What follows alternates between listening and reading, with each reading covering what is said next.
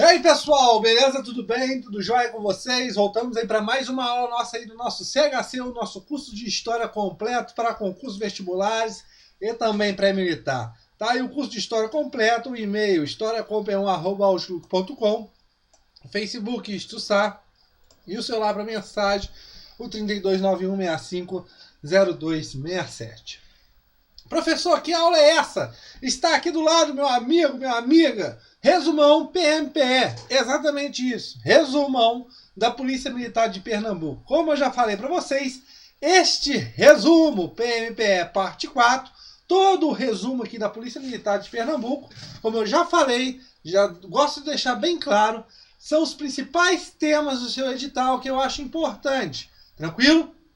Não é um curso muito completo, por causa do tempo também, por causa da prova de vocês, mas ajudem muito para a sua prova, porque aqui eu pego os principais temas que está no seu edital. Tranquilo? Beleza? Então, resumo PMPE, principais temas que pode cair na sua prova e são muito importantes, ok? Óbvio que, além dessas aulas aqui, também peço você também que procure outros materiais e, entre outras coisas, pesquise. Por quê? Sempre ter bons materiais como você estudando, porque cada vez mais te ajuda. O que eu falo aqui, muitas vezes, chega na hora da prova lá, pede uma outra coisa diferente, e cada professor, cada autor tem um jeito diferente de falar sobre um determinado assunto. Tranquilo? Então, resumo PMPE, os principais temas que eu acho importante. Confederação do Equador. Vamos falar da Confederação do Equador. Acontece em 1824. Pera aí, uma coisa que nós temos que saber aqui. 1824, já estamos com o Brasil independente. Isso mesmo, o Brasil independente começa em 1822. O Brasil não nasce república, ele nasce uma monarquia. E quem é o monarca? Dom Pedro I. Exatamente isso, beleza? E essa Confederação do Equador, pessoal, tem algumas características muito interessantes e também características que nós já vimos numa revolução em 1817, ou seja, antes ainda da independência do Brasil, a chamada Revolução Pernambucana. Pessoal, o Nordeste, a história do Nordeste é muito importante, porque o Nordeste era muito influenciado por ideias iluministas que vinham da França, vinham dos Estados Unidos. A proclamação, assim também, das repúblicas, né, da independência da América Espanhola e vários países se transformando em repúblicas, também influenciava muito esses ideais liberais no Nordeste. Tranquilo, pessoal?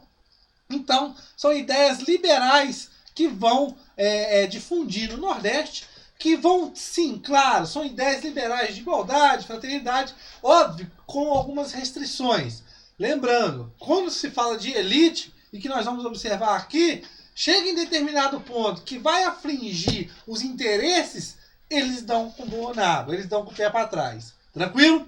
Mas o autoritarismo, o absolutismo, a forma muito autoritária de Dom Pedro governar, isso ia de encontro muito com direitos e prestígios e também interesse de várias pessoas importantes no Nordeste. Tranquilo? É um movimento separatista, ou seja, queria o quê? A separação, a independência, né?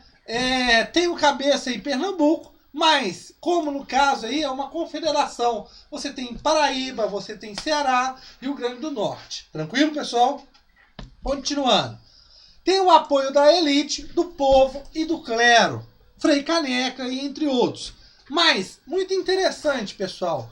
O apoio do povo, em muitas vezes, nesse caso da Confederação do Equador, que teve o apoio popular, muitas vezes vai levar até mesmo o fim do próprio movimento, que nós vamos observar, ok? Então, a Confederação do Equador é um choque com o governo. Mas que choque é esse? Primeira coisa, a outorga da Constituição de 1824. Lembrando, o Brasil nasce independente, mas monárquico. Você tem um imperador. Em 1823, é reunido um conjunto de pessoas para formar uma Assembleia Constituinte, onde essa Assembleia serviria para o quê? para formar, para nascer ali uma Constituição para o Brasil.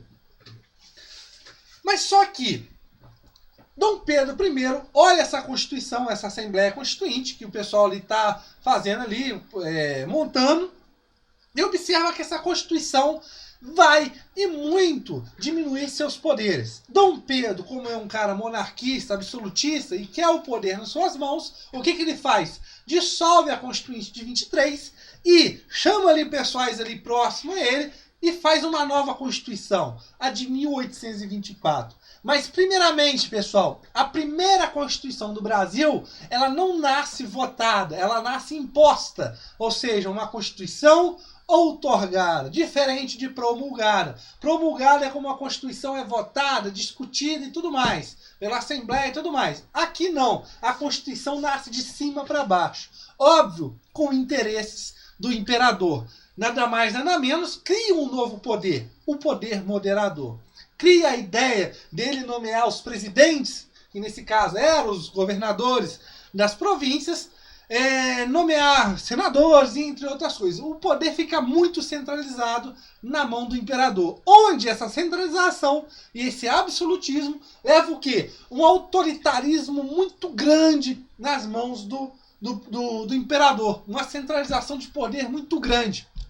E óbvio que beneficia certas pessoas. Ou seja, vai beneficiar, pessoal, esse autoritarismo, esse absolutismo, essa ideia de uma monarquia escravista, é o quê? Uma grande elite agrária. E nesse caso, outras pessoas de outras classes, óbvio que nesse caso, não eram beneficiadas, ok? Então aí motivos, esse grande autoritarismo e benefícios. Os portugueses, o comércio. Mesmo o Brasil sendo independente, pessoal, no Nordeste, principalmente em Recife, se observava vários comerciantes portugueses. E o comércio, muitas vezes, que gerava ali, que circulava, muitas vezes estava nas mãos e monopólios desses portugueses. Este pessoal queria, nesse caso, o fim desses benefícios, que Dom Pedro via que nesses portugueses eram pessoas confiáveis, e óbvio que isso vai levar um descontentamento para os pessoal locais, ok? E a pobreza? Óbvio, a pobreza existia? Não? Sim, existia e muito. Pessoal, a região Nordeste, pessoal, para custear o luxo do Império, né, as guerras e tudo mais, existia vários tributos. E os tributos, os impostos aumentavam. E principalmente, quem era mais afetado eram as pessoas mais pobres. Tranquilo? O governo local. Aí vamos pensar um pouquinho mais suave. O governo local, a província de Pernambuco, era comandada por um cara chamado Paz Barreto. Paz Barreto não era liberal, mas era um cara que foi indicado por Dom Pedro I. Lembrando, quem indicava os presidentes das províncias era o imperador. Por que isso? É uma forma de ter pessoas que sejam ligadas, que sejam próximos, que sejam de confiança do imperador. Para quê? Para ter uma maior centralização possível. Nesse caso, Paz Barreto não é um cara liberal, é um cara que é ligado ao conservador, ligado a Dom Pedro. E isso, com essas ideias liberais, com essas ideias iluministas, rodando no Nordeste e Pernambuco, o que acontece? Essas pessoas vão ficar insatisfeitas com o Paz Barreto e essa, vamos dizer, essa mão do imperador mandando em quem vai pôr e quem vai fazer naquelas localidades, ok? Um cara chamado Paz de Andrade, que lá na Revolução Pernambucana participa, mas lembrando aqui, quando você tem revoltas, pessoal, elite, quando participa de revolta e a revolta não dá certo, essa elite, ela não, muitas vezes, né, e óbvio que muitas vezes, não vai para a morte, né, para ser dado os pés juntos. Essa elite, ela vai o quê? Ser exilado, ficar um tempo fora, passar umas férias fora do Brasil. Paz de Andrade, pertencente à elite, participante da Revolução de 1817, da Revolução Pernambucana, é pego e é mandado dar um passeio. E ele vai passear nos Estados Unidos. Óbvio que ele volta dos Estados Unidos republicano, com ideias republicanas, liberais para o Brasil.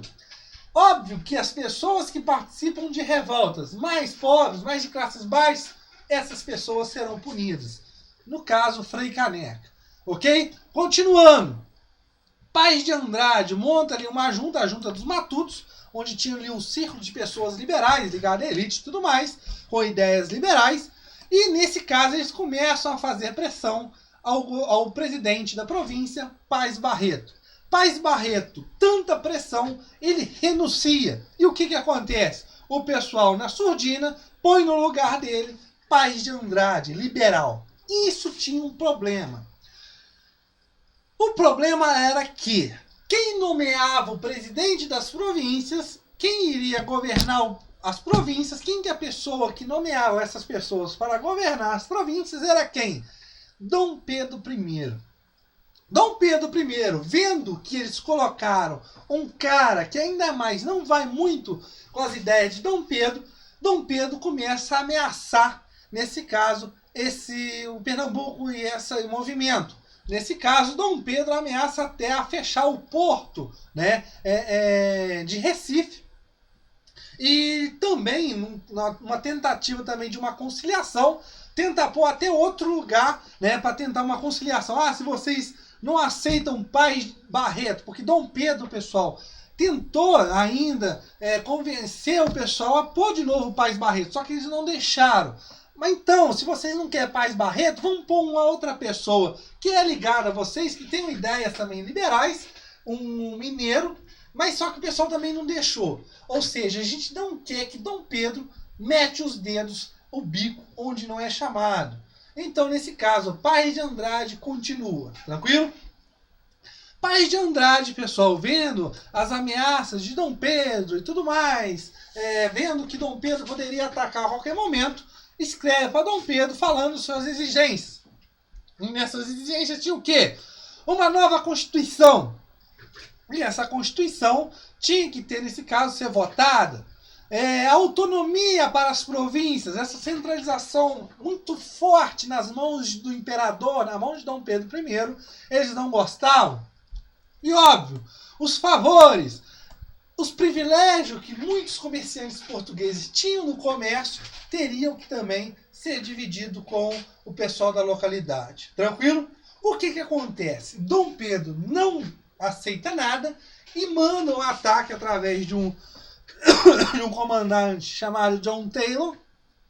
John Taylor ataca, toma Recife, nesse caso, e o que se observa? Se observa que pessoas são presas. Mas, primeiramente, um desses benefícios, podemos dizer assim, do ataque ser bem sucedido foi o quê?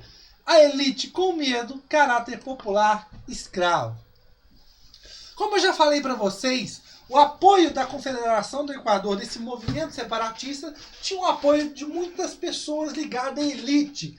E a elite, nesse caso, vamos dizer, uma elite escravista ainda. E quando tem essa ideia de um movimento popular, e esse pessoal começa a pregar que quer o fim da escravidão, que quer que o negócio mude mesmo, o que acontece com a elite? Mexe com os interesses. E nesse caso, essa elite que era forte e que tinha bala na agulha, eles começam a sair fora do movimento. Isso ajuda a enfraquecer o movimento e ainda mais o fim do movimento. Paes de Andrade sai fora, refugia na Inglaterra, mas as pessoas que eram mais baixas são o quê? São mortas. Tranquilo? Lembrando, mais um movimento separatista, com ideias separatistas dentro, cabeçada aí por Pernambuco. Tranquilo, pessoal? Na próxima aula falaremos mais aí sobre o resumão PMPE, dos principais temas que eu acho importante para a sua prova. Valeu!